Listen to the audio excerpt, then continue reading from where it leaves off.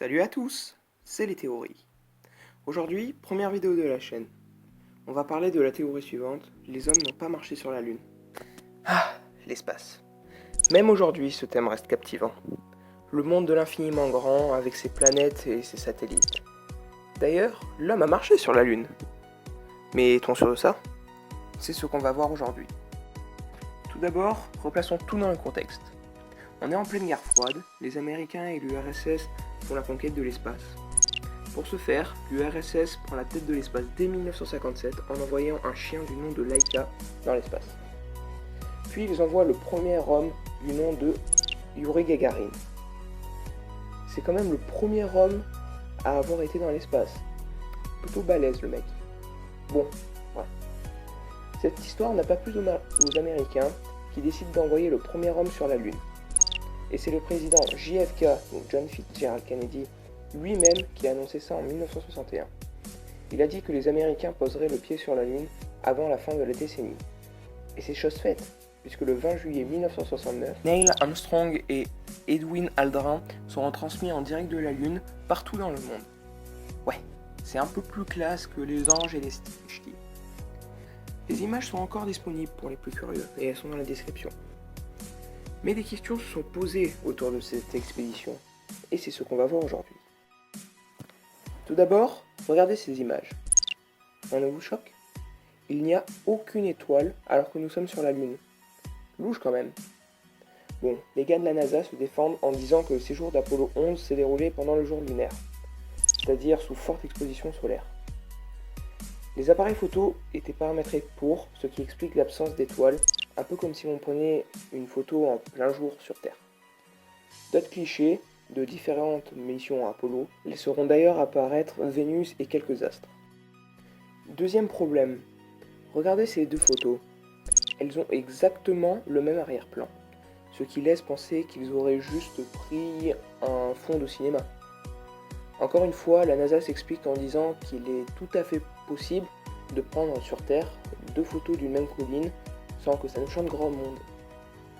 La perspective particulière serait due à l'absence d'atmosphère sur la Lune et au manque total de repères visuels pour jauger les distances. Ensuite, on va parler du plus gros doute, l'histoire du drapeau flottant. Comme vous pouvez le voir, le drapeau des États-Unis flotte.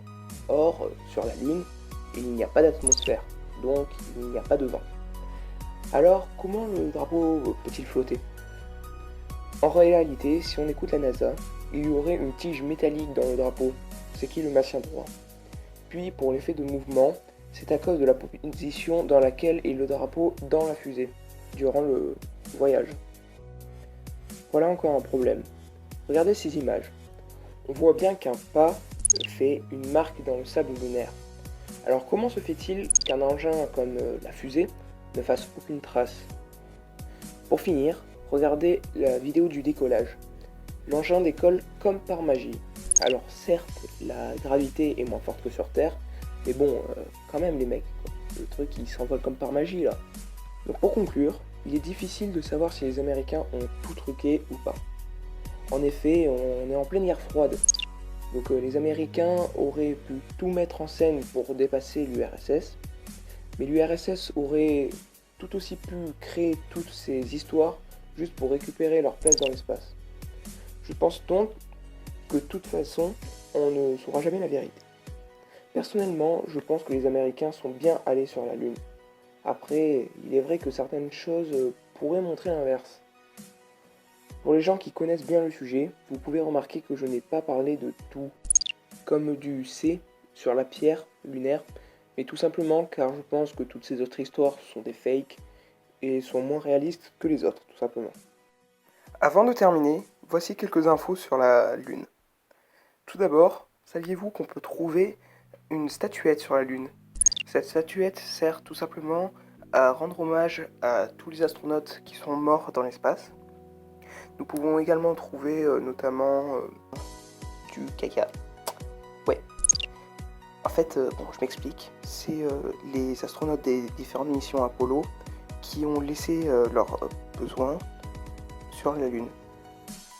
Et pour finir, on peut aussi trouver notamment, c'est un peu moins cool, des cendres humaines Voilà, qui est en hommage à un astronaute qui est le premier, et d'ailleurs jusqu'à maintenant le dernier, qui a ses cendres dans l'espace.